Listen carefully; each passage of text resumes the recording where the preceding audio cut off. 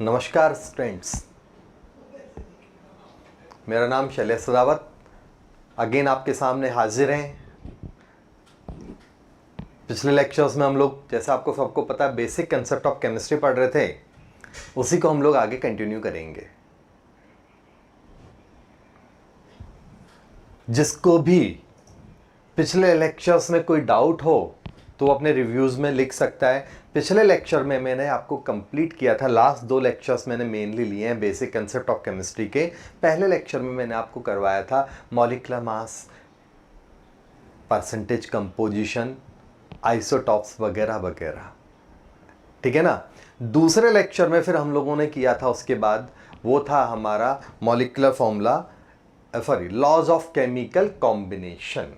Laws of chemical combination, ये हम 2 points को बाइंड अप कर चुके हैं।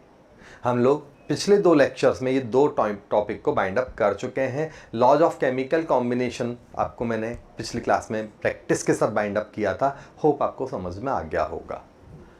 अब आज के लेक्चर में, अब हमें पढ़ना क्या है आज के लेक्चर में, वो है मॉलिक्यूलर फॉर्मूला और एम्पेरिकल फॉर्मूला। पहला पॉइंट है हमारा molecular formula and empirical formula, वो पढ़ेंगे, ठीक है। उसके बाद फिर गेट टुगेदर करेंगे, थोड़ी सी देर छोटे मोटे पॉइंट्स पढ़ेंगे। अगले लेक्चर्स में हम लोग फिर चालू करेंगे मोल कंसेप्ट। उससे पहले अगर आपने पिछले लेक्चर्स को लाइक नहीं किया तो लाइक कर दें, कमेंट्स नहीं दिए तो उनमें कमेंट्स दे दें, क्योंकि मैं देखता हूं कमेंट सेक्शन आपका बहुत वीक होता है, तो उस पर कमेंट्स ज़रूर दे दिया करो, जोश मिलता है। आप लोगों के कमेंट्स के चक्कर में उस दिन याद है आपको, मैराथन क्लास ले डाली थी मैंने, हाईएस्ट कमेंट का रिकॉर्ड बन गया था अपने यहाँ पर, ठीक है ना।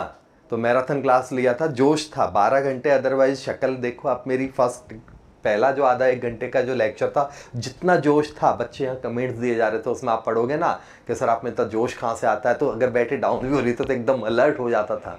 तो आपके कमेंट्स और लाइक्स वगैरह से हमें जोश मिलता है और वो पॉजिटिविटी आती है, दूसरे लोग भी देखते हैं, बोले नहीं यार देखता हूँ मैं भी एक बार इसको, तो वो हमें भी फ़ायदा होता है। और आप अपने और फ्रेंड्स को भी ये सब चीज़ें बताते रहा करो कि भाई देखो, ठीक है ना।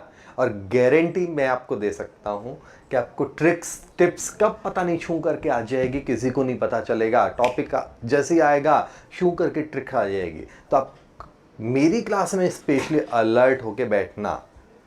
देखो, पढ़ाने का काम सारे टीचर्स एक जैसा करते हैं, टॉपिक टॉपिक ही रहेगा। मैं भी मॉलिक्यूलर फॉर्मूला, एम्पेरिकल फॉर्मूला पढ़ाऊंगा, कोई दूसरा टॉपिक टीचर भी वही चीज़ पढ़ाने वाला है। तो पढ़ाने का काम तो सारे टीचर्स वही कर रहे हैं, लेकिन टीचर वो है जो फटाफट शॉर्टकट वे से फटाफट बच्चे के माइंड में फिट कर दे, कैसे क्वेश्चन से अप्लाई होना है, कैसे आंसर आना है, कैसे कॉन्सेप्ट को समझाना है। वो चीज़ अगर कोई करता है तो वो रियल में टीचर होता है। वो टीचर वो नहीं होता साइंस का, मैं साइंस की बात कर रहा हूं। अगर आपको मेडिकल और इंजीनियरिंग करना है तो टीचर वो नहीं है कि जो आपका नोट्स को इतना मोटा कर दे, लिखे जाओ बेटा ये लो, छोटी छोटी चीज़ भी लिखा है। अरे भाई साइंस स्टूडेंट हो, छोटी मोटी चीज़ें लिख के करना क्या है। जैसे कल मैंने कहा लॉज की डेफिनेशन की ज़रूरत आपको है नहीं, डेफिनेशन बुक्स में भी आप पढ़ोगे तो आपको इतनी ढंग की मिलेगी नहीं, कोई पूछता भी नहीं है।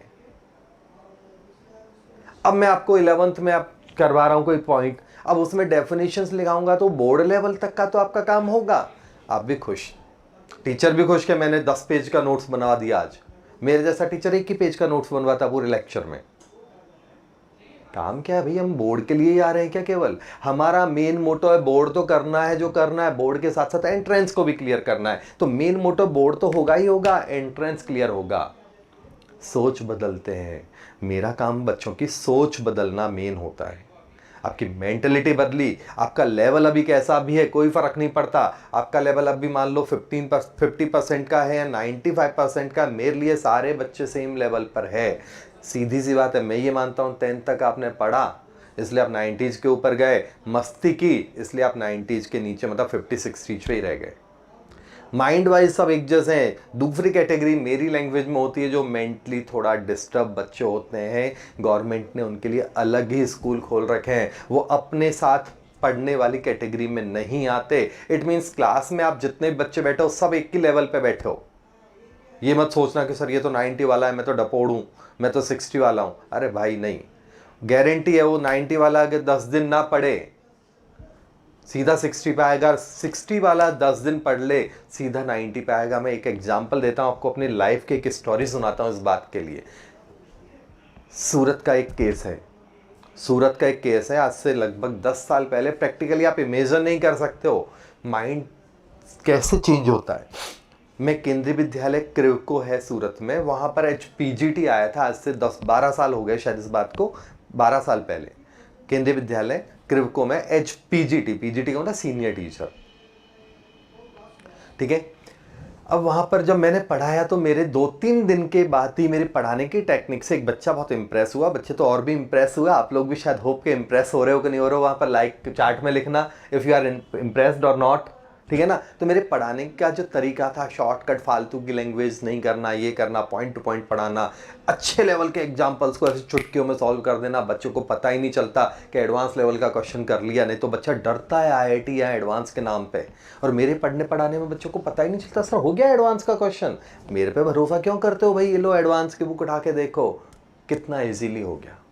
तो उससे एक बच्चा मेरे पास आफ्टर 3 डेज मेरे पास आया, बाहर जैसे क्लास से बाहर निकला, सर मेरे को आपसे ट्यूशन पढ़ना है। मैंने कहा यार ये तो दुकान पहले ही चालू हो गई, अभी तो मैं 3 दिन हुआ है, ये तो ट्यूशन की लाइन तो पहले ही लग गई। तो मैंने कहा भाई रुक जाओ बेटा, थोड़े दिन रुको, फिर बाद में बात करते हैं, अभी पहले अभी मैंने कहा है ना, अभी तो मैं आके सेट भी नहीं हुआ हूँ यहाँ। बोले नहीं सर मेरे को आपसे पढ़ना है। मैंने कहा रुको थोड़े दिन। बोले सर मेरे पास टाइम नहीं है। मैंने कहा क्यों भाई, तेरे को कहाँ जाना है। बोले सर मैं 11th में फेल हूँ, सप्लीमेंट्री होता है ना, बैक आ जाता है क्लास में, तो केमिस्ट्री मेरा बैक है, 11th में केमिस्ट्री में फेल हूँ। 12th में बैठा था वो, तो प्रमोटेड तो कर दिया, बट केमिस्ट्री पास करना उसको ज़रूरी था। तो 15 दिन बाद मेरा एग्ज़ाम है फाइनल। मैंने कहा ठीक है, फिर मुझे लगा मामला सीरियस है, तो मामला सीरियस है तो मैं फिर उसके, मैंने कहा ठीक है, तो मैंने कहा पेरेंट्स से बात करा देना। बोले ठीक है। बोले सर आप एक काम करना, मेरे पापा से बात करना। तो मैंने कहा मैं क्या बात करूँगा भाई। बोले कि नहीं मेरे पापा है ना, मेरे को सब्जेक्ट चेंज कराने के पीछे पड़ रहे हैं कि 11th में पास हो जाए, तेरे को 12th में कॉमर्स दिला देंगे, और मेरे को पढ़ना है साइंस, मेरे को पढ़ना है साइंस ही, और मेरे फादर और मेरी फैमिली वाले मेरे को कॉमर्स दिलाने के पीछे पड़ रहे हैं। तो मैंने कहा भाई सॉरी, मैं इस मामले में नहीं पढ़ सकता हूँ, मैं अभी तेरे को ढंग से नहीं जानता, तेरी फैमिली को ढंग से नहीं जानता। सूरत में आए मेरे को जुम्मा 3 दिन हुए तुम्हारे स्कूल में, पता चला कि मेरे कहने से किसी ने कोई डिसीजन ले लिया और बच्चा फेल हो गया, तो पेरेंट्स, मैं आगे आ गया, पेरेंट्स डंडा लेके मेरे पीछे पीछे भागेंगे। तो मैंने कहा मैं ये काम नहीं करता। वो नहीं सर आप बात तो करना। मैंने टाल दिया। शाम को वो बच्चा मेरे घर पे अपने पेरेंट्स को, वहीं टाउनशिप में रहते थे, क्रिवको टाउनशिप है सूरत में, तो उसी टाउनशिप में हम लोग रहते थे। तो शाम को वो बच्चा मेरे घर पे अपने पेरेंट्स को लेके आ गया, ठीक है। बोले पापा, उसके बोलते हैं सीनियर ऑफिसर पापा क्रिवको टाउनशिप में, क्रिवको के गवर्नमेंट के।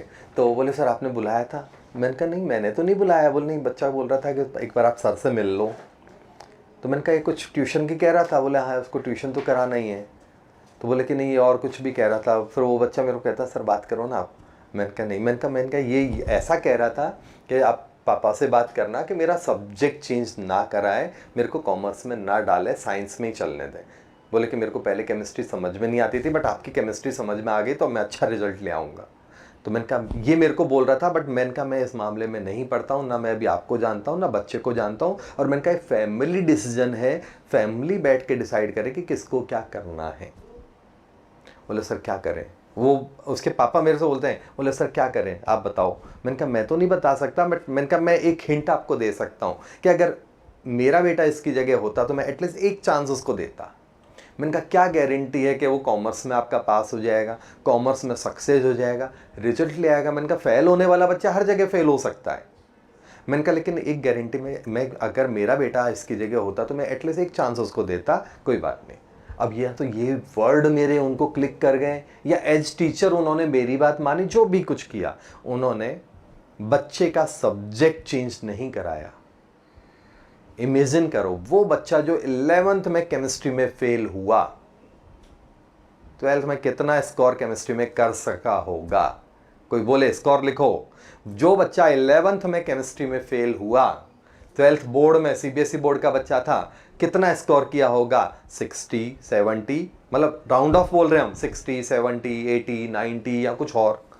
बोर्ड पे लिखो, मैं आपका एक्यूरेसी देखना चाहता हूं, फिर मैं बताता हूं बाद में, ठीक है ना।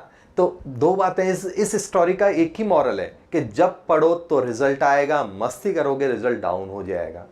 Sharpness of mind, proper teacher और स्टूडेंट की ट्यूनिंग बैठना, ये दोनों बातें बहुत जरूरी है। ध्रुव तोषनीवाल, भाई इतना भी मस्ती मत कर, 100 में से 110 तो भाई सारे एग्जाम कोई भी नहीं लाया, तू कैसे ले आएगा? तू ला सकता है, ठीक है। मोस्ट ऑफ ने एवरेज जो निकल रहा है, ज्यादातर का निकल रहा है 90, 85 और 90 ऐसे कुछ ने 69 लिखा, ठीक है। सबका अपना अपना ओपिनियन है। अब देखो आप, जो बच्चा 11th में केमिस्ट्री में फेल हुआ, उस बच्चे ने अगले साल सीबीएसई सूरत को टॉप किया 100 आउट ऑफ 100 लाके। इमेजिन कर सकते हो? नहीं ना। तो इस एक 5 मिनट की या 2 मिनट की जो स्टोरी थी, इसका 2 ही मॉरल था। पहला, शार्पनेस ऑफ माइंड सब में होती है।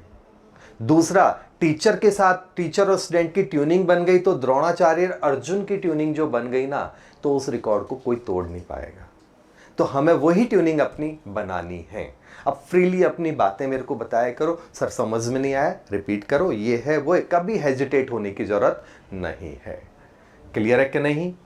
तो ये बात हुआ। अभी तो वो बच्चा भी इंजीनियर बन गया, शादी वादी भी हो गई उसकी, अभी तो उसके बच्चे पढ़ रहे होंगे।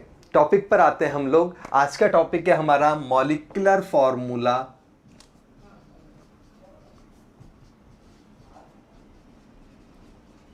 And empirical formula.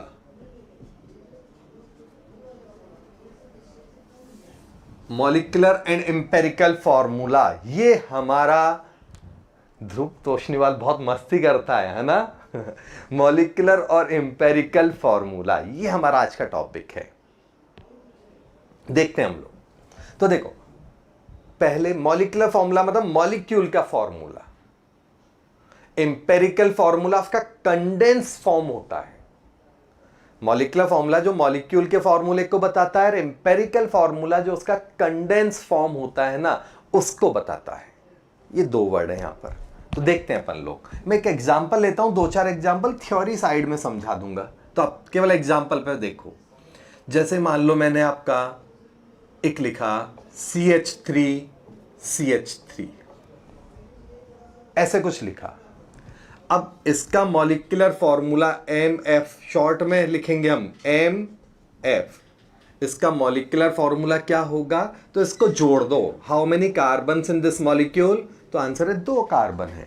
कितने हाइड्रोजन है बच्चों? तो आंसर है 6 हाइड्रोजन है। टोटल कर लो, हाँ या ना? तो इसका मॉलिक्यूलर फॉर्मूला क्या हो गया? ये वाला।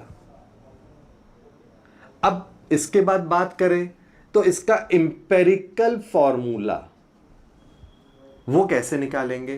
तो एम्पेरिकल फॉर्मूला बाद में निकालेंगे, पहले एक और वर्ड लिखते हैं एन को अपनी लैंग्वेज में, मैथमेटिकल लैंग्वेज में बोलते हैं HCF, highest common factor. N को क्या बोलते हैं? तो हाईएस्ट कॉमन फैक्टर। तो यहां पर क्या HCF आएगा इसका? तो HCF आएगा इसका 2, जो कॉमन है दोनों में। और एम्पेरिकल फॉर्मूला फाइंड करने का फॉर्मूला होता है molecular formula divide by n, मतलब molecular formula divide by HCF। ये है हमारा फॉर्मूला। तो इससे अगर मैं डायरेक्ट आंसर लिख दूं तो चलेगा। अब ये कई स्कूल टीचर या कई टीचर्स क्या करते हैं, इसको भी सॉल्व करके दिखाते रहे होते हैं। तो आई एम सॉरी टू से कि अगर आपको ओनली स्कूल करना है तो ये सॉल्व करते रहो बैठे बैठे, लेकिन इतना तो अकल बच्चे में आ ही जाती है। तो अपन ऐसी चीज़ों में टाइम वेस्ट नहीं करेंगे। हमारा मेन मोटो है हाई लेवल पे पहुंचना है जल्दी से। अभी वार्म अप लेक्चर्स चल रहे हैं आपके, जल्दी से आपको पता नहीं चलेगा हम माउंट एवरेस्ट की चढ़ाई कैसे चढ़ गए। क्लियर? तो स्पून फीडिंग कम से कम करेंगे। और अगर आप अच्छे बच्चे हो तो आपको भी अभी से ये चीज़ें सीखनी पड़ेगी। तीसरा वर्ड और ध्यान रखना, आप 80 और 90% 8th बोर्ड में बनाना बहुत आसान है। 10th में अगर मैं रिकॉर्ड अभी पूछूं आपका, तो 10th में ज़्यादातर बच्चों का 80-90% होगा ही होगा। आप में से 1-2 जो मेरे भाई बहन है उनकी बात नहीं कर रहा हूं, ठीक है ना।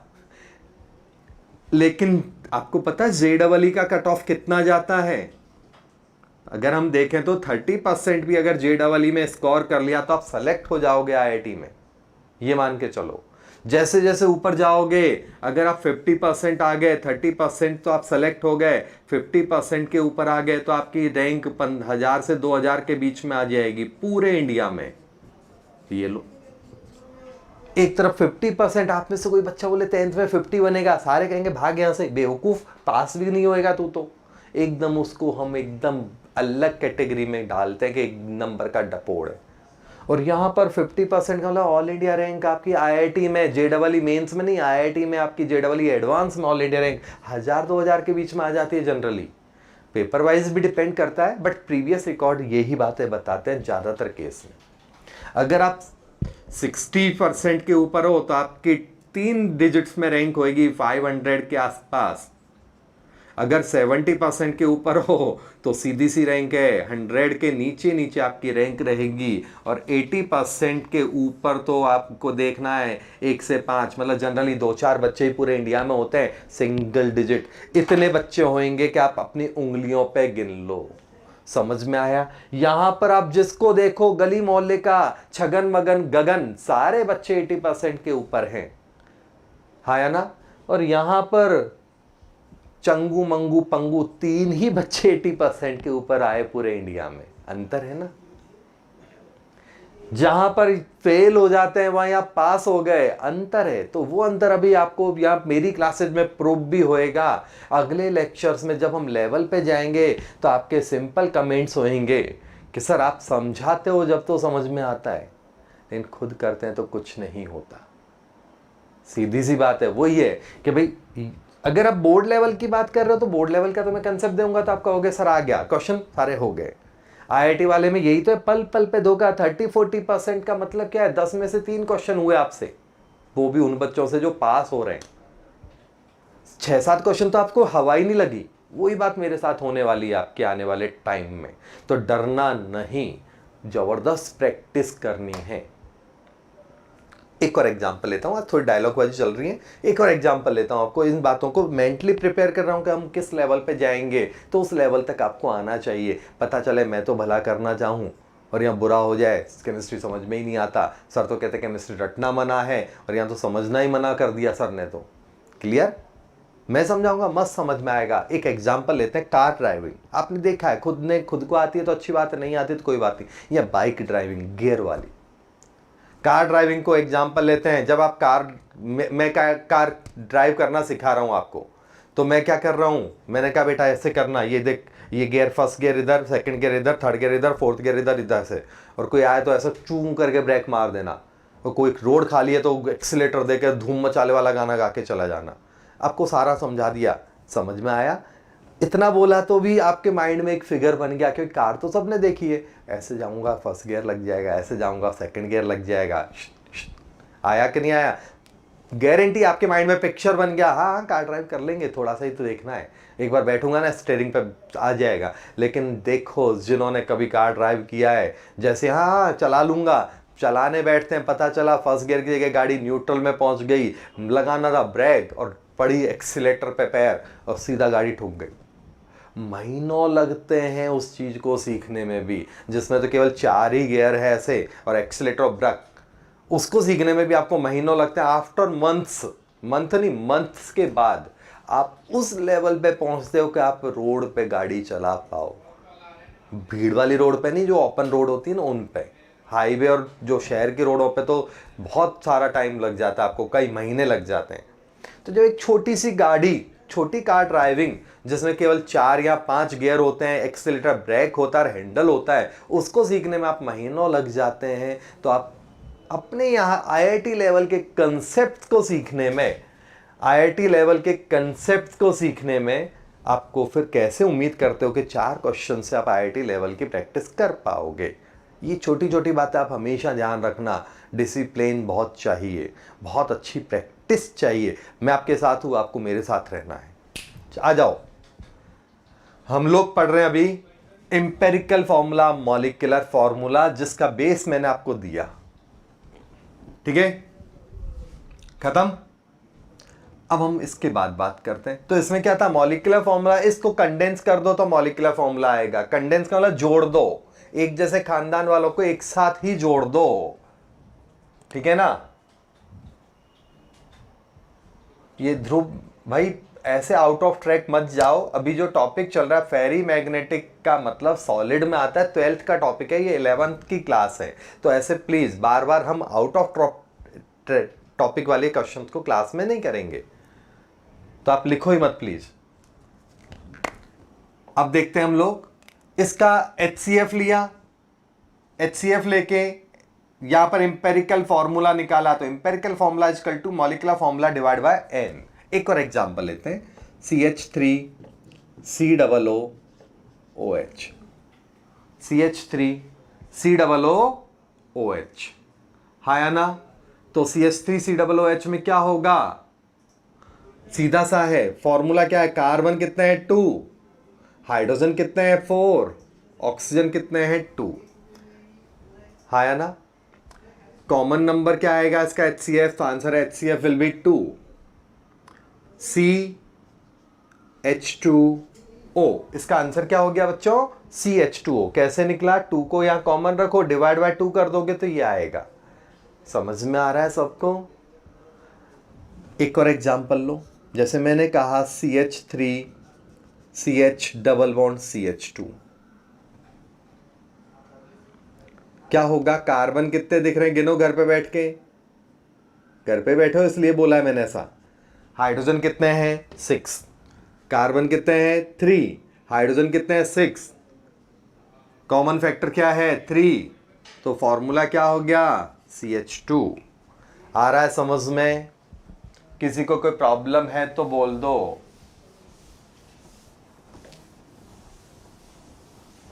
किसी को कुछ बात करनी है तो बोल दो। केमिस्ट्री का अगला लेक्चर जो होगा वो 12th वाला लेक्चर है, अभी 11th चल रहा है आपका। अब देखो एक और एग्जांपल लेते हैं हम लोग समझने के लिए, जैसे मान लो यही ले लेता हूं मैं, फॉर्मूला क्या है C3H4, कॉमन क्या है, कोई चीज कॉमन नहीं है। ऐसा नहीं कि हम कसम लेके आए कि कुछ कॉमन आएगा ही आएगा, कुछ भी कॉमन नहीं है। मेरी और आपकी नेचर बहुत ज्यादा मैच कर भी सकती है, तो हो सकता है कोई नेचर मैच ना करे, आ गया। तो यहां पर मॉलिक्यूलर फॉर्मूला और एम्पेरिकल फॉर्मूला सेम होगा। पल्ले पड़ा कुछ। एक और एग्जांपल दे दूं तो 5 एग्जांपल हो जाएंगे आपके। जैसे मैंने कहा CH3 CH2 COO CH3, ये कोई एग्जांपल लिख दिया। नाम पे मत जाना, नाम बाद में बात करेंगे। कितने कार्बन है, तो आंसर है 4 कार्बन है। हाइड्रोजन कितने हैं, 5 और 3 8 हाइड्रोजन है। ऑक्सीजन कितने हैं 2, तो कॉमन फैक्टर क्या होगा HCF 2, common factor will be 2। आगे क्या आएगा बच्चों, तो यहां पर कॉमन फैक्टर ये आएगा, तो C2H4O, ये इसका एम्पेरिकल फॉर्मूला होगा। ये मैंने आपको मॉलिक्यूलर फॉर्मूला और एम्पेरिकल फॉर्मूला विदाउट डेफिनेशन भी फिट कर दिया। डेफिनेशन और कंसेप्ट अभी उधर दूंगा, पहले मैंने आपको मेन जो चीज है, क्योंकि डेफिनेशन तो कोई पूछने वाला है नहीं, तो मेन चीज बाइंड अप कर दी। अपने तरीके में यही होगा, आलतू फालतू के पॉइंट्स बाद में, कि पहले काम काम के पॉइंट्स को पहले कर लो। उसका एक लॉजिक भी है बच्चों। देखो आप एनसी मेरे में और दूसरे टीचर में डिफरेंस क्या है बहुत क्लियरली समझा देता हूँ। मेरे जो पढ़ाने के टॉपिक्स होते हैं उनमें मैं पहले इंपॉर्टेंट टॉपिक्स कराता हूँ, फिर फालतू के टॉपिक्स बाद में कराता हूँ। बिकॉज ऑफ दैट मैं आप सबको स्ट्रिक्टली मना कर देता हूँ कि गलती से भी बोर्ड की बुक NCERT या कुछ मत खोलना जब तक मैं ना बोलूँ। कारण है, आपने बोर्ड की बुक खोली, बोर्ड में तो स्टार्टिंग में गेट टुगेदर दे रखा है, फिर ये नंबर वो नंबर सिग्निफिकेंट नंबर भी दे रखा है, तो giga tera pico femto units भी दे रखी है। अगर मान लो ये लेसन 30 पेज का है NCERT में मान लो, तो 15 पेज तक तो कुछ है ही नहीं रियल में, जो कभी एग्जाम में आता ही नहीं है। गेट टुगेदर है, माइल को किलोमीटर में बदलना इस उम्र में सीख के करना क्या है, कन्वर्जन डेटा वैसे आ जाएगा। मैंने कहा 1 माइल में 1.672 किलोमीटर होता है, तो 5 माइल में कितना। 5th के बच्चे को पढ़ा दो यार, 6 के बच्चे को पढ़ा दो, क्यों IIT का नाम खराब करते हो ऐसे पढ़ा के। क्लियर हो गया। काम के टॉपिक एनसीईआरटी में बहुत बाद में होता है, कि हर बुक में, एनसीईआरटी का ही नहीं, हर बुक में ऐसा होता है। गलत वो नहीं है, उनको बच्चों को सबको लेके चलना होता है। एनसीईआरटी या कोई भी बुक डिजाइन होती है वो ऐसा होती है कि बिलो एवरेज बच्चे के लेवल से डिजाइन करते हैं, धीरे धीरे करके उसको उठाते हैं। अब मैं भी मान लो ऑर्डिनरी टीचर की तरह उसी सीरियल से पढ़ा रहा हूं, देखना अंतर क्या है, आपको सोच बदलनी है। मैंने भी पहले मतलब अपना 8 डेज का लेक्चर है, सपोज पूरा का पूरा ये शेड्यूल है मोल कंसेप्ट वाला, 8 दिन का है बेसिक कंसेप्ट ऑफ केमिस्ट्री। पहले 4 दिन तो सारे झपकी ले रहे हैं क्योंकि कुछ पढ़ने जा वाला है ही नहीं, सर समझ में आ गया, समझ में आ गया, समझ में आ गया। 5th डे थोड़ा काम का आया, 6th डे थोड़ा और काम, 7th और 8th डे या 6th और 7th डे एकदम इंपॉर्टेंट आया, 8th डे डाउट क्लास है। अब सीधी सी बात है, पहले 4 दिन तो सोए थे, 5, 6 और 7 दिन 3 दिन में डाउट कर रहे हो, कितने डाउट लाओगे? मैं कब तक वेट करूंगा? अगला टॉपिक चालू कर ही देता teacher, because of that most of student का डाउट सेक्शन बाकी रह जाता है। सर अभी डाउट ही नहीं हुए, आपको असाइनमेंट मिली 300 क्वेश्चंस की, बच्चा 100-150 के बाद कर ही नहीं पाता, बिकॉज अगले लेसन का टारगेट चालू हो जाता उसका। अब वो उस लेसन को छोड़ना पड़ता मजबूरी में, वो 100-150 क्वेश्चन के बाद बाकी क्वेश्चन रह ही जाते हैं, और बाद में करेंगे, बाद में करेंगे, बाद कभी नहीं आता। अपने पैटर्न में उल्टा है, पहले इंपॉर्टेंट, पहले 4 टॉपिक में या 5 टॉपिक में इंपॉर्टेंट निपटा दिए, बाद में फिर फालतू की चीजों में टाइम पास कर रहे होते हैं। तो आपके पास पूरा टाइम है, आपके पास पूरा टाइम है, इंपॉर्टेंट टॉपिक खत्म, मैंने कह दिया लेसन ऑलमोस्ट खत्म, क्वेश्चंस किए जाओ बेटा। 5th 6th 7th 8th lecture में हम पढ़ भी रहे हैं फालतू के टॉपिक जिसमें दिमाग लगाना नहीं है, और डाउट भी कर रहे हैं, तो आपको डाउट करने का पूरा टाइम घर पे मिल गया। मेरे पढ़ाने से रिजल्ट नहीं आएगा, आपके पढ़ने से रिजल्ट आएगा। तो मेरा टेक्निक पढ़ाने का एकदम बाकी और टीचर से एकदम यूनिक है, तो आप इस बात को थोड़ा सा ध्यान रखना और थोड़ा कॉपरेट करना। उस चीज में हाय तो वह मत मचा देना कि सर बुक का तो सीरियल फॉलो ही नहीं करते। लॉजिक मैंने आपको समझा दिया, अगर फिर भी आपको बुक सीरियल फॉलो कराना है तो लिख दो sir please follow to serial of book. और if you are satisfied with my concept कि सर नहीं आपकी टेक्निक हमें सही लग रही है, आप अपने हिसाब से पढ़ाओ, आलतू फालतू की चीज़ तो हम भी खुद भी पढ़ लेंगे, तो आप उस तरह से उसमें चैट में लिख दो कि नहीं सर यू आर बेस्ट, आपका टेक्निक बेटर है, तो मेरे को आइडिया लगेगा कि आपको कैसे मुझे पढ़ाना है। ठीक है ना, उसमें आप लिख दो तो मैं उसके हिसाब से आगे चलूंगा। ठीक है ना, लॉजिक मैंने समझाया। HCF का फुल नेम होता है बेटा highest common factor, 5th 6th से ये चीज पढ़ी है, याद है।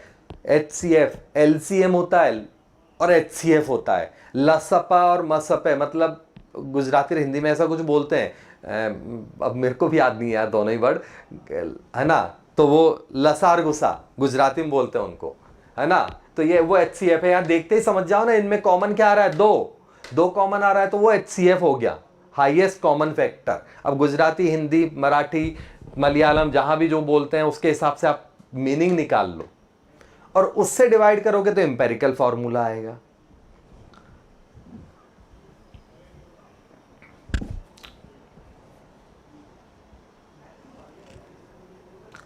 राज पारिक बोल रहा है आई एम सर आप गुजराती हो ना? भाई गुजराती नहीं, थोड़ी थोड़ी आती है गुजराती, ठीक है ना। हम केमिस्ट्री सीखने आए, लैंग्वेज सीखने नहीं आए, और केमिस्ट्री आपको मक्खन की तरह आएगी। बात आती है सर यहाँ क्या आएगा, आपने यहाँ तो कुछ लिखा ही नहीं, डायलॉगबाजी चल रही है आपकी। तो ये है स्ट्रक्चरल फॉर्मूला, SF का मतलब स्ट्रक्चरल फॉर्मूला, जो स्ट्रक्चर को बताता है। देखो यहां से पता चल रहा है आपको ये क्या है, एल्केन है, एल्कीन है, एल्काइन है, कि और कुछ है नहीं ना, लेकिन यहां देखते ही पता चल गया कि ये एल्कीन है, यहां देखते ही पता नहीं चल रहा है, यहां देखते ही पता चल गया कि ये एल्काइन है, ये एस्टर है, ये एसिड है, ये एल्केन है। एक दो बच्चों ने नाम भी लिखे थे स्टार्टिंग में, लेकिन अगर यहां ऐसा लिख दूं तो यहां से आपको पता नहीं चल रहा है, तो मॉलिक्यूलर फॉर्मूले से हम ये पता नहीं कर सकते कि मॉलिक्यूल कौन सी कैटेगरी का है, कौन सी बिरादरी का है, फॉलो टू विच ग्रुप और स्पीशीज, एसिड है, एस्टर है, एल्डिहाइड है, कीटोन है। क्लियर? तो वो पता चलता है स्ट्रक्चरल फॉर्मूले से। तो स्ट्रक्चरल फॉर्मूला क्या है समझ में आया? चलो अब हम आगे की बात करते हैं। तो अब कुछ पॉइंट्स लिखता हूं जो हमें लिख लेने हैं। तो molecular formula is the formula which indicate structure of molecule या मॉलिक्यूल के ऑल कंपोनेंट्स को, how many carbon, hydrogen, oxygen, nitrogen या जो जो भी उसमें है, हड्डी पसलियां, सबको बताए। तो that one is called as molecular formula. Molecular formula क्या है? जो इन सबको बताए। ठीक है ना? आ गया समझ में कि नहीं? दूसरा होता है एम्पेरिकल फॉर्मूला, जो इसका शॉर्टेस्ट कंडेंस फॉर्मूला होता है।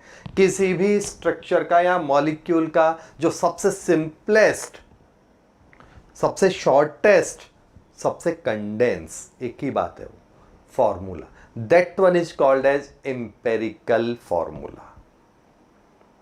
हाँ या ना? उसे हम बोलते हैं एम्पेरिकल फॉर्मूला। तो दोनों का मीनिंग समझ में आ गया। डेफिनेशन अगर आपको मैंने बोली वही डेफिनेशन है, स्कूल की बुक से या कहीं से भी लिख लो, ना भी लिखोगे तो कहीं नहीं पूछी जाएगी, बोर्ड में भी नहीं पूछी जाएगी। Molecular formula is equal to क्या होता है? तो आंसर है empirical formula multiply by n. N का मतलब होता है HCF। Molecular formula is equal to ये। जबकि एक और वर्ड होता है molecular mass is equal to क्या होगा? ठीक है ना? तो आंसर है एम्पेरिकल मास मल्टीप्लाई बाय वही एन। ये दो चीजें हमारे पास है। मॉलिक्यूलर, ये पॉइंट। हाँ, पवन राठौड़, आपका डाउट है फोर्थ एग्जाम्पल का कॉमन कैसे आया बता दो सर। तो फोर्थ, एक का बेका त्रण चार, चार में कॉमन कुछ नहीं आया। देखो कार्बन हाइड्रोजन गिन लिया बेटा हमने, तो कार्बन हाइड्रोजन गिन लिया, तो यहां पर कोई भी चीज कॉमन नहीं है, तो सीधी सी बात है एक तो पूरी दुनिया को डिवाइड करके रखेगा ना। तो यहां वन कॉमन लिया, तो मॉलिक्यूलर और एम्पेरिकल फॉर्मूला सेम हो गया। हाँ या ना?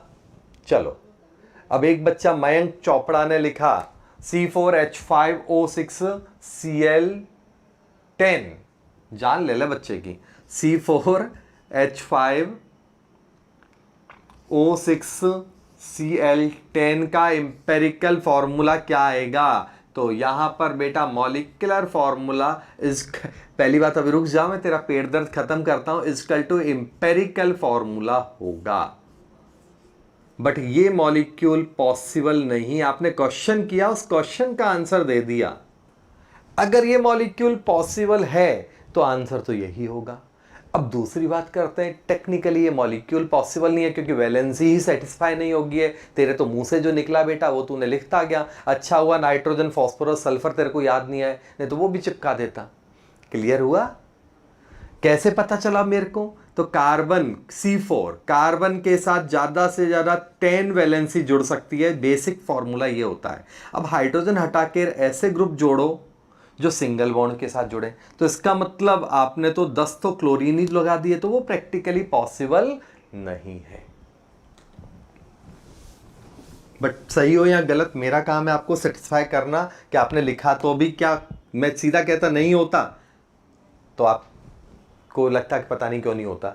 अब समझाया तो अगली बार आप जब भी ऐसा कोई क्वेश्चन टाइप करोगे या सोचोगे तो पहले वैलेंसी को देख लोगे कि हाँ उसके हाथ उसके पास इतनी जगह है क्या। तो molecular mass is equal to empirical mass multiply by n. अब काम की चीज है, अब अलर्ट हो जाओ, गेट टुगेदर खत्म हुआ, कॉम्पिटिटिव ट्रिक्स अब चालू। तो अलर्ट हो जाओ। अब कोई क्वेश्चन का आंसर दूंगा ना, आपको कोई कमेंट देना है 2-4 मिनट। देखना, अगर एम्पेरिकल फॉर्मूला सेम है, देखो क्वेश्चंस कैसे आते हैं मैं पहले लिख बाद में बताता हूं। पहले क्वेश्चन यहां दे दिया, कुछ भी 2-4 फॉर्मूला दे दिए आपको, कह दिया भैया इनके एम्पेरिकल फॉर्मूला सेम है कि नहीं, चेक करो। अब चलो एम्पेरिकल फॉर्मूला तो निकालना आपको आता है। मैंने क्वेश्चन को डुबकी लगा के IIT में पहुंचा दिया।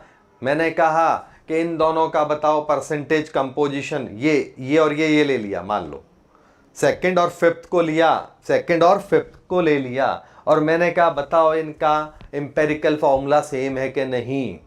तो ये आंसर तो आप फिर भी सेकंड्स और मिनट्स में कर दोगे, मतलब कॉम्पिटिटिव स्पीड के साथ कर दोगे। लेकिन क्वेश्चन चेंज कर दिया और मैंने आपको कहा बताओ इसमें परसेंटेज ऑफ एलिमेंट्स जो है वो सेम है या नहीं। अब जो मैथमेटिशियन है असली, जो बच्चे मैथ्स के कीड़े, वो क्या है परसेंटेज निकालने लग जाएंगे, सुपर स्पीड है उनकी। कई बच्चा लोहा टलोहा भी क्लासेज में जाते हैं, मैथ्स ऐसे ऐसे कर देते हैं। कितना ही कर लो भैया, टाइम लगने वाला है, अपनी कॉम्पिटिटिव स्पीड में आप नहीं आ पाओगे। वो जो टेक्निक होती है वो छोटे लेवल पे चलती है, अपने यहाँ पर आपको अप्लाई करनी नहीं आएगी। ठीक है, तो अब आप करोगे तो आपका टाइम ओवर हो गया, मीन्स आप सेकंड से क्वेश्चन को मिनट्स में पहुंचा गए। तो यहां वो ट्रिक्स बता रहा हूं कि आपने देखा और आंसर टिक किया। तो देखो, अगर इंपेरिकल फॉर्मूला सेम है, ढंग से लिख भी रहा हूं पूरा टेक्निकली, इफ इंपेरिकल फॉर्मूला, पूरा नाम नहीं लिखूंगा चलेगा ना, ऐसा लिखने की जरूरत नहीं है। ईएफ का मतलब इंपेरिकल फॉर्मूला, एमएफ का मतलब मॉलिक्यूलर फॉर्मूला।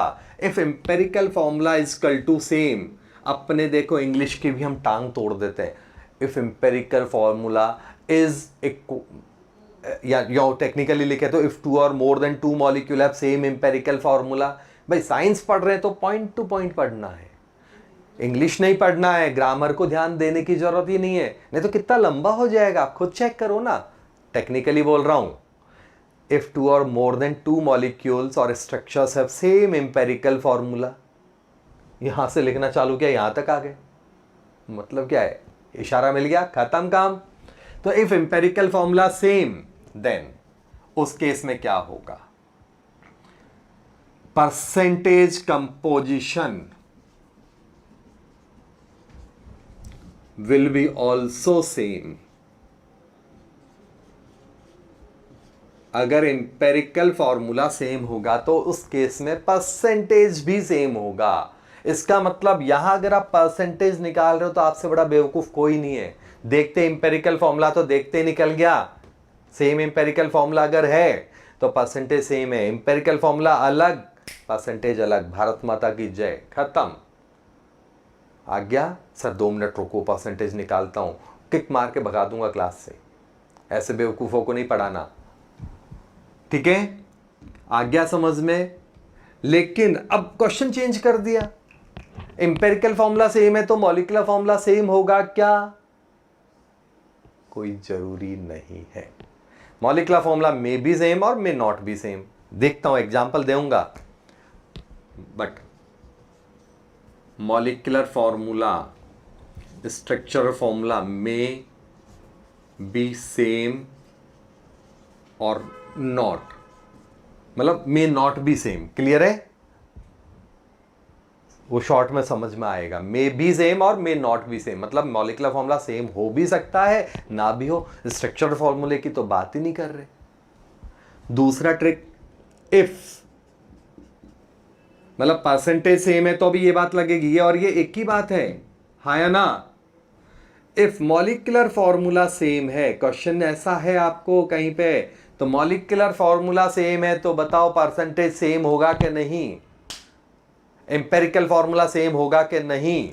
तो if molecular formula same then क्या होगा, एम्पेरिकल फॉर्मूला कॉमा परसेंटेज, वही परसेंटेज का मतलब परसेंटेज कंपोजिशन, वही वाली बात, विल बी ऑलवेज, हमेशा सेम होगा, बट स्ट्रक्चरल फॉर्मूला मतलब स्ट्रक्चर वाला काम will be differ, structural formula जो है वो अलग होगा, हाँ है ना, ये अपना पॉइंट है। डिफर मीन्स डिफरेंट, ठीक है ना। एंड कंपाउंड्स में क्या रिलेशन हो गया फिर,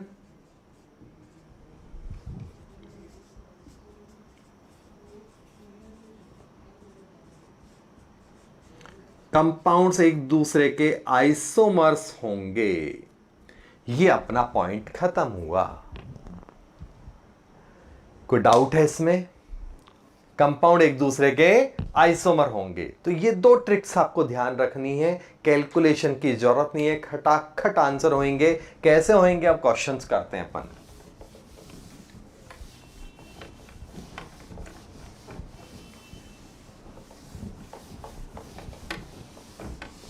देखो, तब तक आप जो चैनल को लाइक करना, सब्सक्राइब करना, वीडियो को लाइक करना, सब्सक्राइब करना जरूर कर दिया करो। क्लियर? वो बोलना ना पड़े, कमेंट्स दे दिया करो। आपको लगता है कि ट्रिक मिली, देखो क्वेश्चन खोते हैं तो लिखो कैसा ट्रिक्स मस्त लगती है, आते हैं। ठीक है ना? चलो देखते हैं अपन लोग। अब यहां पर क्वेश्चन है विच सेम परसेंटेज कंपोजिशन, किसका परसेंटेज कंपोजिशन सेम होगा, ऐसा क्वेश्चन आपको दे दिया एग्जाम में। ऑप्शंस है आपके पास, ऑप्शंस दे रहा हूं मैं। देखो, तो ऑप्शंस में है C6H12O6, मल्टी आंसर हो सकते हैं, आपको इनमें से ढूंढना है किसका सेम होगा, MCQ नहीं है। तो हटा देता हूं, नहीं तो बच्चा कंफ्यूज होएगा बाद में। इनमें से किस किस के कॉम्बिनेशन के परसेंटेज सेम होंगे, इनके नाम भी मैं बोल देता हूं। ठीक है ना? एक और ऑप्शन लिख देता हूं,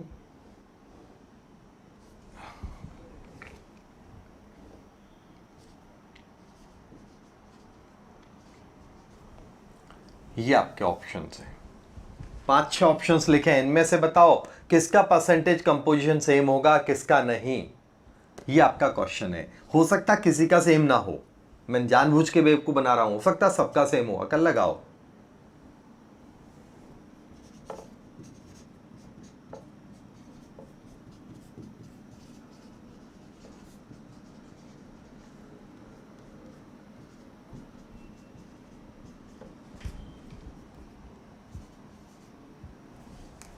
Which will be same। अगला क्वेश्चन है, मॉलिक्यूलर फॉर्मूला सेम होगा तो क्या आपका सेम होगा। ऑप्शन दे रहा हूं, एम्पेरिकल फॉर्मूला, मल्टी ऑप्शन है, परसेंटेज, कंपोजिशन। सी आपका ऑप्शन है फिजिकल प्रॉपर्टी। डी ऑप्शन है आपका केमिकल प्रॉपर्टी। ई ऑप्शन है स्ट्रक्चरल फॉर्मूला। मान लो हमने 5 ऑप्शंस लिखे हैं, पांचों में से क्या सही होंगे क्या गलत होंगे, 2 क्वेश्चंस मैंने आपको दिए हैं, फटाफट करो। 2 मिनट दे रहा हूं, वो नोट जरूर कर लेना। वो नोट करने का, बाकी कुछ नोट करने का ऐसा नहीं था, बाकी जरूरत हो तो आप स्क्रीनशॉट ले लिया करो।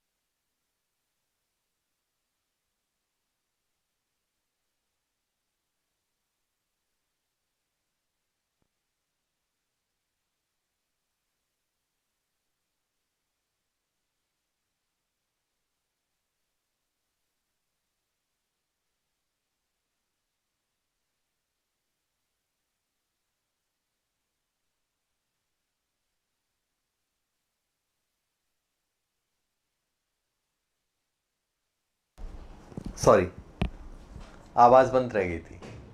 देखो यहां पर जो बात कर रहे हैं हम लोग, बात क्या है आपके कि इनका एम्पेरिकल फॉर्मूला मैंने डायरेक्ट आपको खटाखट निकाल दिया। इनका एम्पेरिकल फॉर्मूला मैंने आपको डायरेक्ट निकाल दिया, है ना।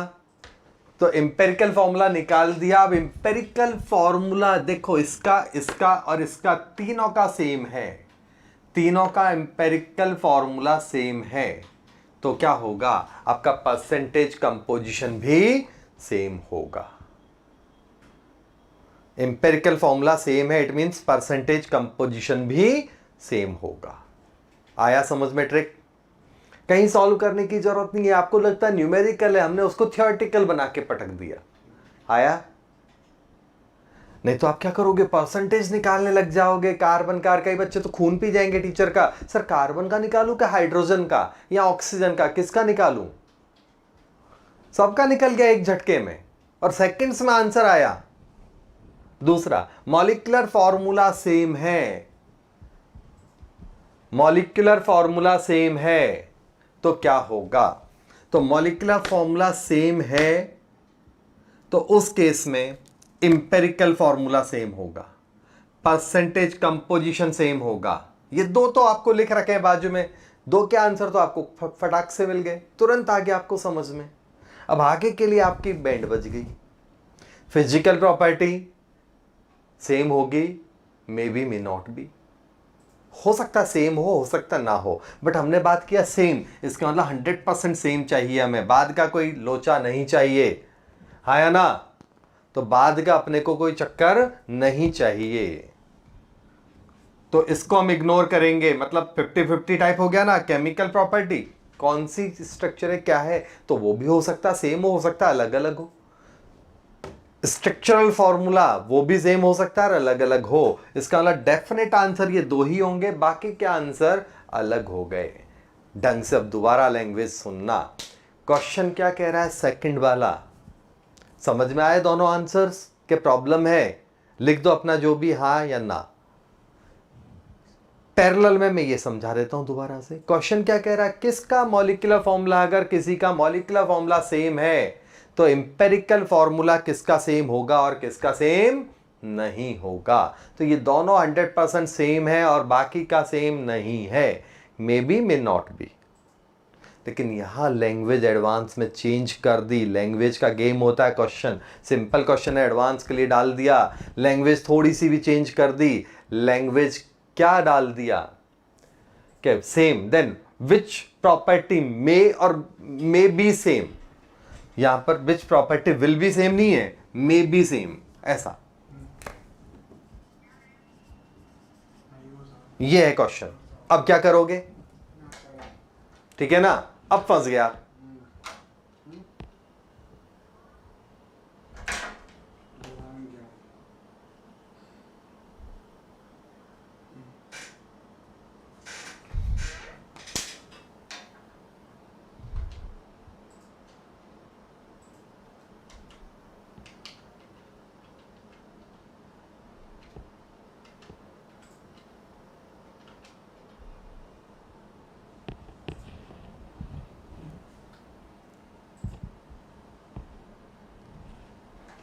चलूं, क्या कमेंट लिखा,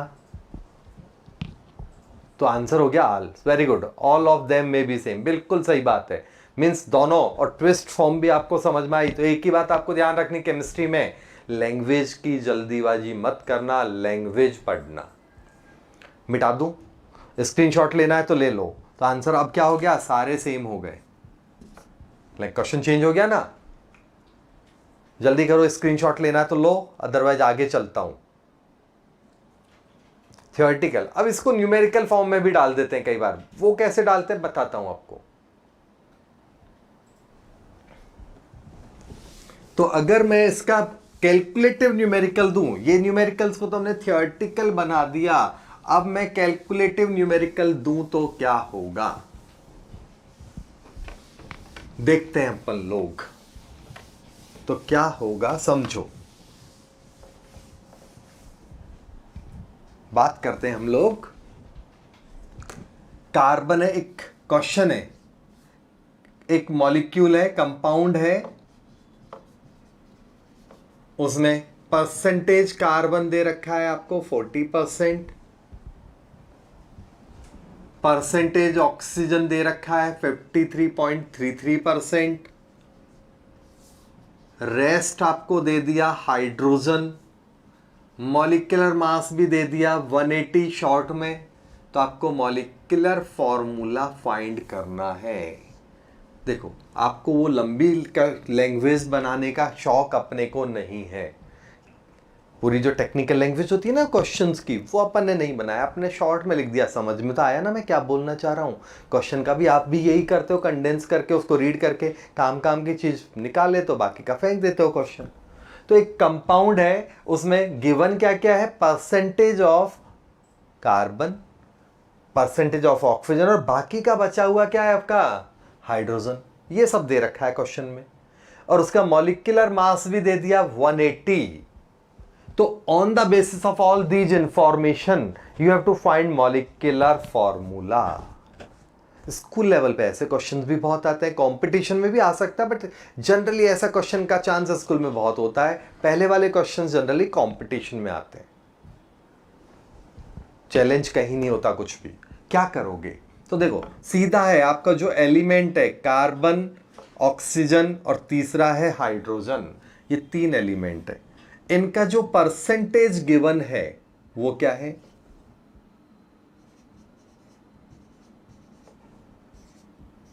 6 पॉइंट राउंड ऑफ, ठीक है। उस गिवन परसेंटेज में आपको क्या करना है? डिवाइड बाय एटॉमिक मास कर दो। जो इनका एटॉमिक मास है ना, उससे डिवाइड कर दो।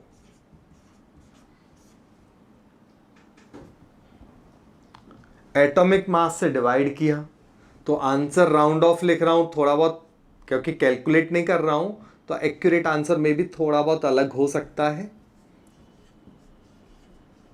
तो ये आंसर्स आ गए।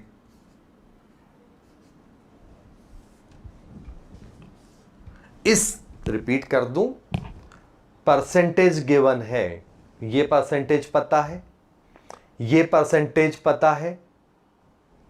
क्लियर है कि नहीं? बोलो। तो 2% पता लिखा हुआ है, बाकी का हाइड्रोजन है, तो इसका मतलब हाइड्रोजन का परसेंटेज, इतनी मेहरबानी तो कर लेना, 100 में से इन दोनों को माइनस करोगे तो ये अपने आप निकल जाएगा। ये मत सोचना कि सर हाइड्रोजन का कहां से आया, वो एक कॉमन सेंस की बात है। खत्म।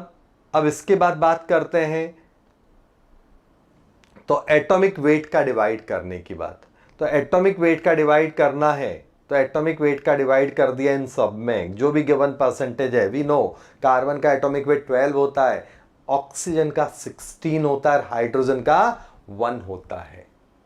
ये इनके एटॉमिक वेट होते हैं। क्लियर? तो एटॉमिक वेट से आपने इन सबको डिवाइड किया। जो भी डिविडेंट है, मतलब जो वैल्यू आई है, उस वैल्यू में से जो सबसे छोटा है उन सबसे डिवाइड करते जाओ। जो सबसे छोटा है उससे डिवाइड कर दो। क्या आएगा?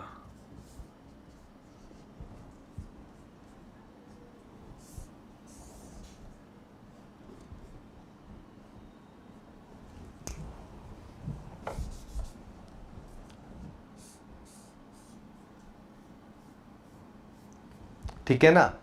मान लो ये किया तो अभी तो राउंड ऑफ हो गया, सिंपल डेटा है, खत्म। तो ये जो वैल्यू आएगी ना, that one is called as empirical formula.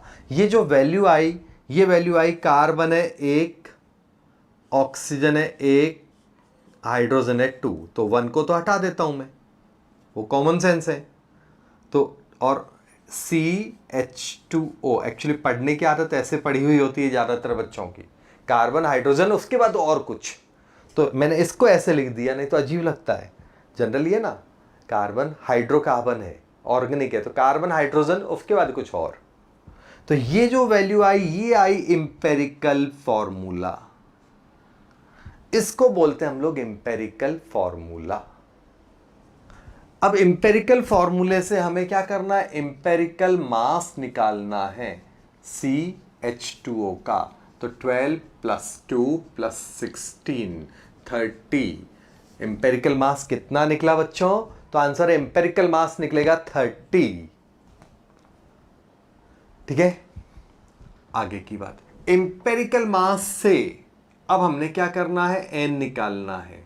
Molecular mass divide by empirical mass. तो मॉलिक्यूलर मास, सॉरी उल्टा लिख गया, मॉलिक्यूलर मास क्या है आपका? तो मॉलिक्यूलर मास है 180, गिवन है आपको स्टार्टिंग में क्वेश्चन में। एम्पेरिकल मास इतना है तो HCF कितना आएगा? ये। So molecular formula is equal to empirical formula multiply by ये CH2O multiply by 6. It means formula will be C6H12O6। एक बार और बता देता हूं, दोबारा से ढंग से सब बच्चे सुन लो, स्टार्टिंग से रिपीट कर रहा हूं, नोट करते रहना, स्क्रीनशॉट ले लेना, जो कर लेना, स्टार्टिंग से दोबारा सुन लो पूरा का पूरा क्वेश्चन। आपको ये कंसेप्ट में परसेंटेज दे रखा है, क्वेश्चन है, क्वेश्चन में परसेंटेज दे रखा है। गिवन जो एलिमेंट्स के परसेंटेज हैं, उन परसेंटेज को उनके एटॉमिक वेट से डिवाइड कर दो। गिवन एलिमेंट के परसेंटेज को उनके एटॉमिक वेट से डिवाइड कर दो। कर दिया हमने, ये आपका हुआ। अब जो एटॉमिक वेट से डिवाइड करने की बात आई तो ये वैल्यूज आई। बहुत ज़्यादा राउंड ऑफ मत कर देना, 3 ही मत कर देना। अगर एक्यूरेट 3.33 भी लिख के एक बार छोड़ देते तो टीचर माफ़ कर देगा आपको, बट आप 3 ही लिख दोगे, इतना आलसी बनोगे। 3.5 लिखोगे तो माफ़ी नहीं मिलेगी, टीचर मार्क्स काट देगा। तो आप बेटर है कि एटलीस्ट 2-3 स्टेप डेसिमल तक तो जाओ ही जाओ। उसके बाद जो इनमें से सबसे छोटा वैल्यू हो, छोटा वैल्यू कितना भी छोटा हो, सबसे छोटा वैल्यू जो हो ना, उससे उन सब का डिवाइड करो। लीस्ट नंबर वाले वैल्यू से इन सब का डिवाइड कर दो। हाँ या ना? खत्म काम, ये हमारा काम हो। अब ये डिवाइड किया हमने, इस डिवीजन के बाद आगे का काम क्या होगा? तो इस डिवाइड करने के बाद जो वैल्यू आएगी ना बच्चों, वो वैल्यू होती है एम्पेरिकल फॉर्मूला। वो वैल्यू होती है एम्पेरिकल फॉर्मूला। आ गया समझ में? आई थिंक 2-4 क्रॉस करूंगा, अभी जितना बोल रहा हूं उतना समझ में आ रहा है आपको? खत्म। तो ये एम्पेरिकल फॉर्मूला हुआ CH2O, दैट्स ऑल।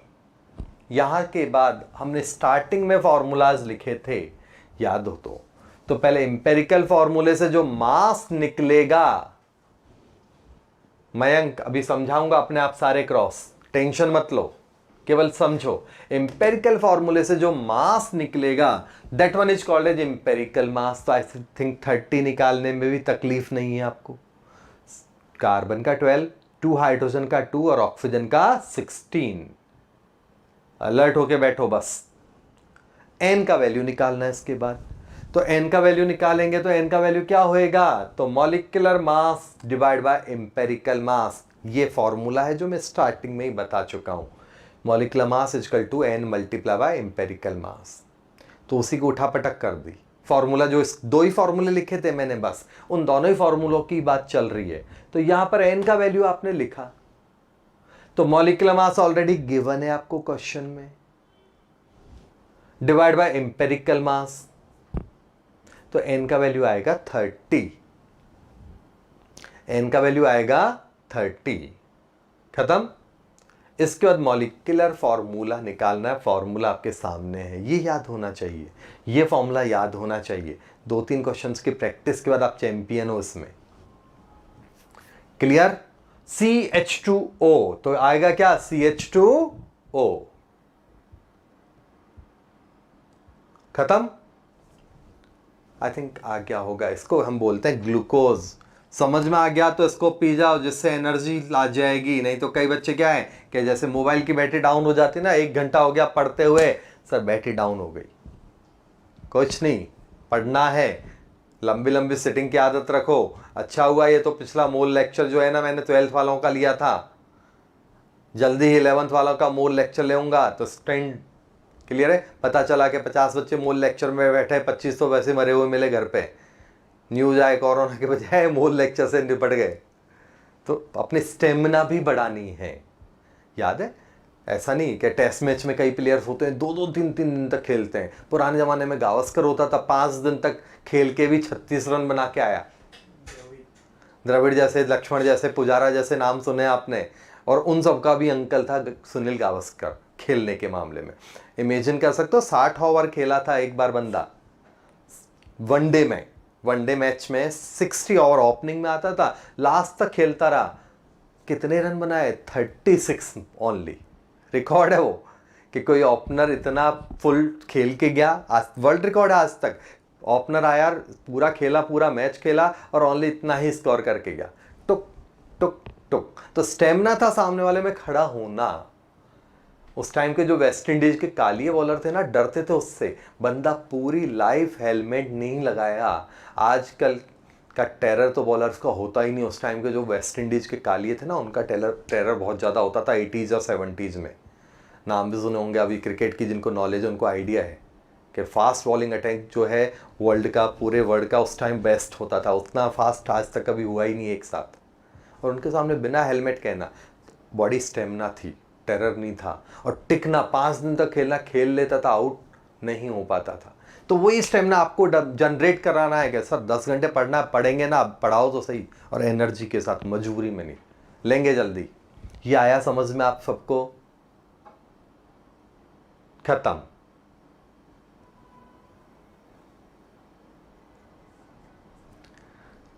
मयंक को पूरी नॉलेज है कब कहां बनाए उसने। ठीक है, एक क्वेश्चन देता हूं मैं आपको, ये तो हो गया, नोट कर लो, 1 मिनट का टाइम भी दे देता हूं, कोई डाउट है तो बोलो। अब इसमें 1-2 क्वेश्चंस क्रॉस हो रहे थे, मैं यहीं पे लेता हूं। मान लो एक आया 1, ये आया 1.5 और ये आया मान लो 2, तब क्या करते? मान लो ऐसा होता, सपोज कोई कैलकुलेशन ऐसी होती जिसमें ये डेटा आ रहा होता, तब हम क्या करते? ठीक है ना? तो देखो सीधी सी बात है कि ऐसे कोई नंबर से इसको मल्टीप्लाई करो कि सब होल नंबर में रहे। तो एक ऐसे मल्टीप्लाई कर लिया, मतलब ये फ्रैक्शन में नहीं चलेगा, तो इसको होल नंबर में बदलना है। तो ऐसे किसी नंबर से मल्टीप्लाई करो कि होल नंबर में आ जाए। तो इसको करोगे तो इन्होंने आपका क्या बिगाड़ा? आपकी कौन सी भैंस चुरा के लेके भाई? तो इसका मतलब पूरे के पूरे सेटअप को मल्टीप्लाई करना है। तो अब आपका आंसर हो गया 2, 3, 4। अब कुछ शाणे बच्चे ऐसे भी होंगे, सर ऐसा कुछ होता तो ये होता 1, ये होता 1.24 और ये होता 1, तो क्या करते? तो सीधी सी बात है, मैथ्स आपको आनी चाहिए। 4 से मल्टीप्लाई करोगे तो राउंड ऑफ कन्वर्ट हो जाएगा।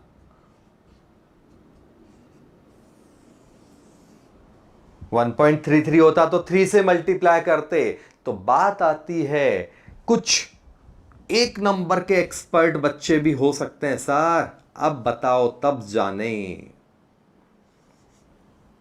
तो भाई यही काम नहीं रह गया है हमको कि इनसे मल्टीप्लाई ही करेंगे। ये नहीं करना है। इतनी ज़्यादा गंदी हरकत किसी पेपर में, किसी बुक में मैंने तो अपने कैरियर में देखी नहीं है। तो इतना लंबा मल्टीप्लाई करने की आपको ज़रूरत नहीं है। ओनली अप टू 5 टाइम आप कर सकते हो, बस एक लिमिट बना दी गई। लिमिट कहीं रिकॉर्डेड नहीं है, बट आज तक कभी आया नहीं है, तो मैंने आपकी लिमिट बनाई है, अपना कंसेप्ट है अब कि 5 से ज्यादा में तो क्वेश्चन को इग्नोर ही कर देना, यार राउंड ऑफ ले लेना, इसको ये मत लेना 1 मान के क्वेश्चन करना, ये गलत है। इसका सही क्या होगा? 1, 1 मतलब 1.11 ऑलमोस्ट इक्वल टू 1, ऐसे मान लो।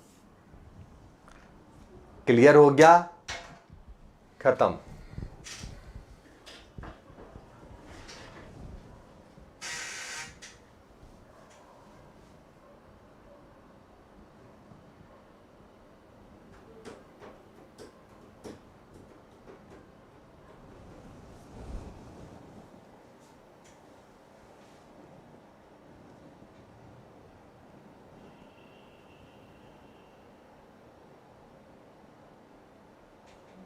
गूगल टेक्निक कुछ भी कह रहे हैं तो वेबसाइट पे जो नंबर है उसको कॉल कर। तो वही पढ़ रहा हूँ।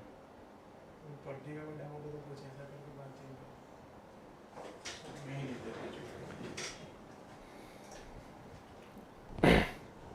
चलो देखो, एक दो बच्चे अपने उसमें क्रैश कोर्स या इस तरह की इंक्वायरीज कर रहे हैं, तो जब क्लास चल रही होती है ना बेटा, सभी बच्चों के लिए बोल रहा हूँ, तो क्लास के टाइम आप केवल जो भी टीचर हो, चाहे मैं हूँ या कोई भी टीचर है, उनसे क्लास से रिलेटेड और स्पेशली जो टॉपिक चल रहा है ना उसी से रिलेटेड आप बात किया करो।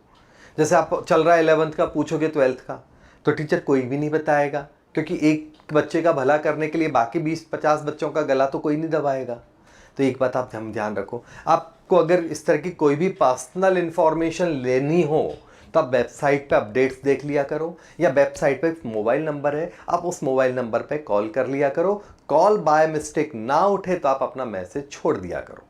क्लियर? तो आपको इमीडिएट हमारे यहाँ से जो बंदे हैं, हमारे जो मार्केटिंग और जो मैनेजमेंट के पर्सन हैं, जो टीम है हमारी, वो टीम आपको आगे से कांटेक्ट कर लेगी। क्लियर? तो जिससे क्या होगा कि आपका पढ़ने में भी इंटरेस्ट बना रहेगा, आपका टाइम भी यूटिलाइज हो रहा है, हमारा भी टाइम यूटिलाइज हो रहा है, दूसरे बच्चे भी मिनिमम डिस्टर्ब हो रहे हैं। क्लियर? तो जो भी डाउट है आप वहां पर देख लेना। अब हम लोग लेते हैं, तो इट मींस जिस बच्चे का ये डाउट था सर फ्रैक्शन में आएगा, तो वो चीज खत्म हो गई होगी शायद आपकी। अब हम देते हैं एक क्वेश्चन आपको, मैं आपको एक क्वेश्चन लिख रहा हूं बोर्ड पर, उससे पहले जनरल गेट टुगेदर भी एक कर लेता हूं। सिंपल सा क्वेश्चन लिखूंगा पहला वाला, फिर दूसरा वाला थोड़ा टफ दूंगा। पहला वाला जो क्वेश्चन होएगा वो सिंपल होगा, दूसरा वाला जो क्वेश्चन होगा वो आपका थोड़ा सा टफ देंगे। ठीक है? तो क्वेश्चन मैं एक बहुत सिंपल सा देता हूं। एक मॉलिक्यूल है, कंपाउंड है, उसमें परसेंटेज कार्बन दे दिया आपको, सॉरी,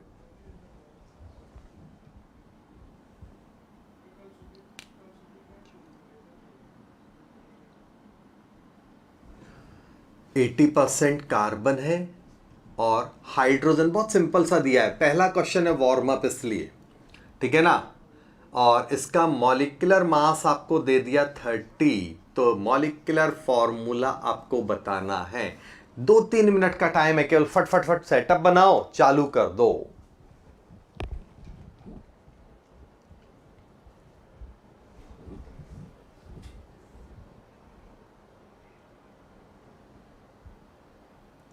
एक बच्चे ने लिखा हुआ है कि सर CH2 CHO का रेशो गिवन हो, तो रेशो कोई फर्क नहीं पड़ रहा, आप रेशो से क्वेश्चंस कर लेना। तो मैं अगला क्वेश्चन रेशो का ही आपको दे देता हूं, ठीक है ना।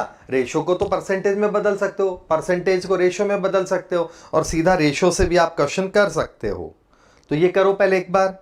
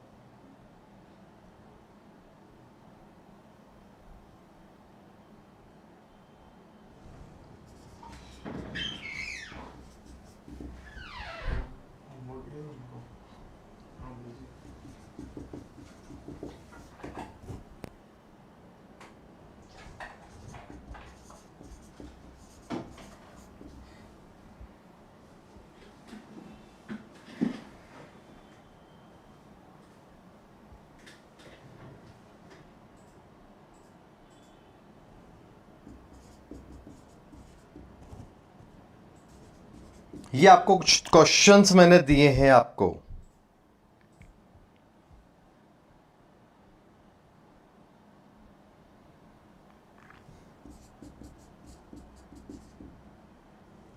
दो क्वेश्चंस, एक तो मैंने वहां पर दिया ही है जो आपको करना है, उसके अलावा दो क्वेश्चंस और मैंने आपको अलग से लिखे हैं। दोनों क्वेश्चंस अच्छे हैं, मतलब डायरेक्ट आपसे नहीं होंगे शायद।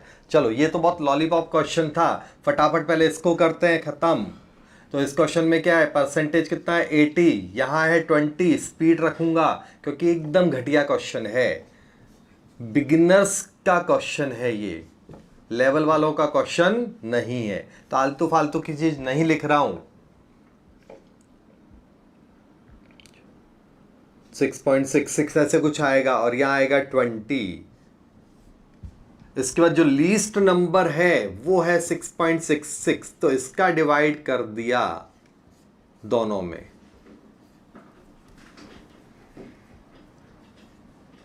यहां आएगा 1, यहां आएगा 3.33। यहां तक हमने किया। आई थिंक यहां तक किसी को तकलीफ नहीं होनी चाहिए। एक एक स्टेप सेम फॉलो हो रहा है, सेम स्टेप आपका फॉलो हो रहा है। अब देखते हैं हम लोग इसके आगे की बात। अब यहां पर क्या है, ऐसे नंबर से मल्टीप्लाई करें कि ये होल नंबर में बदल जाए, तो इसको ट्रिपल कर देते हैं पूरे सेटअप को। तो 3 से मल्टीप्लाई करेंगे तो कार्बन हो गया 3 और हाइड्रोजन हो गया, कैलकुलेशन सही है आपकी,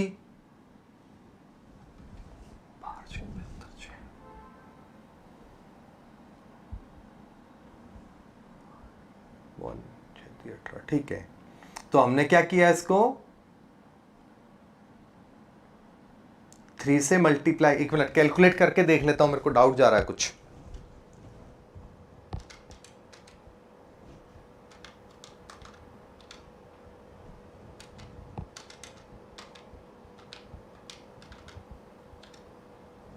ये 3 आएगा, काफी अंतर हो गया, ये है, सॉरी राउंड ऑफ है, वो 3 पॉइंट समथिंग आ रहा है, 3.01 ऐसे कुछ, तो वही मेरे को गया था। तो यहां पर पॉइंट वाला चक्कर ही नहीं है, इट मींस डायरेक्ट निकल गया CH3। ये आपका इंपेरिकल फॉर्मूला हुआ, ये आपका इंपेरिकल फॉर्मूला हुआ CH3, ठीक है।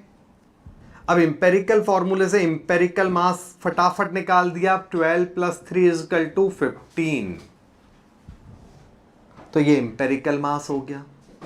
इंपेरिकल मास के बाद मॉलिक्यूलर मास से डिवाइड कर दो इंपेरिकल मास को, तो आंसर है 30 मॉलिक्यूलर मास है, ऑलरेडी गिवन है ऊपर, डिवाइड बाय इंपेरिकल मास वो है आपका 15, तो n का वैल्यू आएगा 2। So molecular formula will be empirical formula multiply by 2। Empirical formula है CH3 multiply by 2, so final answer will be C2H6। ये आपका क्वेश्चन बाइंड अप हुआ।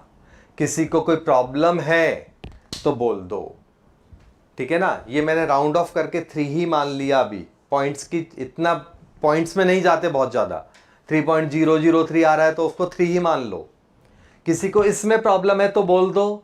ऑलमोस्ट ज़्यादातर बच्चों ने आंसर लिख ही दिया है, एक दो को छोड़ के, तो आई थिंक समझ में आ गया होगा सबको। वार्म अप खत्म, क्लास का टाइम भी खत्म होने को जा रहा है, तो मैं आपको ये 2 क्वेश्चंस होमवर्क में दिए, हिंट दे देता हूं तो होंगे, अदरवाइज नहीं हो पाएंगे। हिंट नहीं दूंगा तो आप नहीं कर पाओगे। क्या करना है क्वेश्चंस में, आपको एक फॉर्मूला है, समझना। यहां तक कोई डाउट है तो बोल देना आप कमेंट्स में, मैं ये समझा रहा हूं जब तक। यहां पर ये सबका परसेंटेज दे रखा है आपको इतना सारा, 4 मेंबर हैं, टेबल बनाओ, सेम काम करो, मॉलिक्यूलर फॉर्मूला निकाल लोगे। यहां तक का काम तो सेम है, यहां तक का काम तो सेम है। इसके बाद क्वेश्चन ट्विस्ट हुआ, इट मींस यहां तक का क्वेश्चन आपका स्कूल लेवल तक भी कह सकते हैं, कॉम्पिटिटिव के लिए भी कह सकते हैं। लेकिन अब क्वेश्चन हो गया ट्विस्ट आगे की लैंग्वेज से, और क्वेश्चन चला गया स्कूल से निकल के कंपटीशन के अंदर। दूसरा कंसेप्ट डाल दिया कि भैया जो भी फॉर्मूला है उसमें से जो हाइड्रोजन और ऑक्सीजन है उनको गले मिला दो, जितना गले मिला सकते हो उतना पानी बना दो। इसका मतलब सपोज यहां पर हमारा जो फॉर्मूला निकला Na2S3, मान लो कुछ भी, O9H13H14 मान लेता हूं, मान लो। तो इसका मतलब इसमें से पानी कितना बन सकता है? तो पानी के लिए जरूरी है दो ही चीजें, वाटर बन सकता है कितना? तो इनसे अगर वाटर बनाएंगे तो मैक्सिमम 7 H2O बनेगा। ये इमेजिन किया है, वहां से आंसर बिल्कुल गलत बोल रहा हूं मैं, आपको मिसगाइड कर रहा हूं। मेरा काम है आपका आंसर नहीं देना, कंसेप्ट समझाना है, ठीक है ना। तो ये क्या होगा, Na2S3, अब O कितना बचेगा? तो O2.7H2O, ऐसा कुछ आंसर आएगा आपका। ये मैंने लास्ट की चीज का हिंट दिया है, आपको ही करना है, मेरे को नहीं करना है, ठीक है। स्वर्ग देखना है आपको कि स्वर्ग कैसा होता है, स्वर्ग का आनंद लेना है तो आपको खुद को मरना पड़ेगा। मेरे मरने से आपको स्वर्ग का पता नहीं चलेगा कैसा होगा। खुद मरो, स्वर्ग की फीलिंग लाओ। तो क्वेश्चन खुद करो। दूसरा सेम क्वेश्चन है, इंपेरिकल फॉर्मूला निकालना। ये क्वेश्चन सिंपल है, कैलकुलेशन थोड़ी आड़ी टेढ़ी है बस, अदरवाइज क्वेश्चन में ज्यादा मुश्किल आपको नहीं पड़ेगी। आज हमने एक टॉपिक लिया, इंपेरिकल फॉर्मूला। ये सारे टॉपिक कहीं ना कहीं डायरेक्ट इनडायरेक्ट में थोड़े बहुत लिंक हैं, बहुत ज्यादा लिंक नहीं है, थोड़े बहुत लिंक हैं। अगले टॉपिक्स में पहले यहां तक के एक दो अच्छे क्वेश्चंस की प्रैक्टिस मैं आपको दूंगा, और नेक्स्ट क्लास से आपका मोल कंसेप्ट चालू हो जाएगा। तो अलर्ट हो जाओ, नेक्स्ट क्लास से बीच में नहीं चलेगा। टाइम पे शेड्यूल देख लो, मॉर्निंग में ही टाइम पे आपको आना है। क्लास में अगर 15 मिनट भी मिस हो गए ना स्टार्टिंग के मोल कंसेप्ट के, तो पगलाए पगलाए घूमोगे, फिर आपको समझ में नहीं आएगा। मेरे को कंप्लेंट मत करना। तो नेक्स्ट जो 2-3 लेक्चर तो सुपर इंपॉर्टेंट है, लेवल बूम करके बढ़ेगा। पहले चलेंगे यो नॉर्मल, फिर सीधा लेवल बढ़ेगा। तो मिस कुछ मत करना, टाइम पे आना, टाइम पे जाना। जो भी आपके नए फ्रेंड्स हैं उनको भी आप बोल देना कि भैया मोल कंसेप्ट चालू हो गया, सर का जो 5 आवर का स्ट्रोक वाला गेम था वो खत्म हो गया है। टफ चीजें अब चालू होंगी नेक्स्ट लेक्चर से। और 5 तारीख के बाद आपका प्रीमियम बैच चालू हो रहा है, पहले भी मैंने बोला था। उस बैचेज के लिए भी आप प्लान कर सकते हो। उसमें तो फिर फीलिंग एकदम ही अलग होगी कि स्पेशल क्वेश्चन कैसे अप्लाई होता है, कैसे क्या करना है। तो वो चीज़ें बोल के नहीं समझ में आती। जैसे मैंने कहा ना, स्वर्ग का मजा लेना है तो खुद मरो, तो उस बैच का मजा लेना है तो उस बैच को अटेंड करो, तब पता चलेगा। क्लियर? प्लस टाइम पे आप ध्यान रखो, टाइम पे ज्वाइन करो। नमस्कार, मिलते हैं नेक्स्ट लेक्चर में आपसे with mole concept as well as जो भी यहाँ के डाउट्स हैं उन सब के साथ।